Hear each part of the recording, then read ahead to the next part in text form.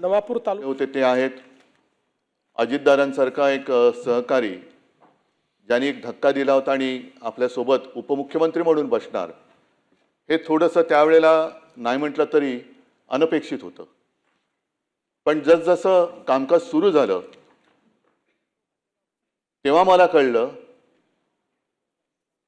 आणि ती भावना आजही माझ्या मनात कायम आहे, ती नेहमी कायम राहील, की अजितदादांसारखा एक भरोसेमंद, उत्तम, दिलदार केवळ सहकारीच नव्हे तर मित्र मी गमावला आता.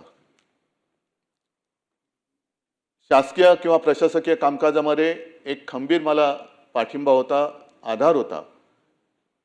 कोणतीही गोष्ट काही एखादी कळली नाही तर अजितदादांबरोबर मी बोलायचो, आणि एवढा विषयाचा सखोल अभ्यास करणारा सहकारी किंवा लोकप्रतिनिधी अभावानेच आढळले आज सुद्धा.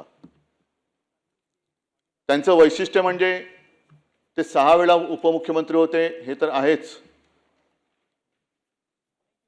पण विशेष म्हणजे एका मोठ्या वृक्षाच्या सावलीतून बाहेर पडून स्वतःची ओळख निर्माण करणं हे फार अवघड असतं.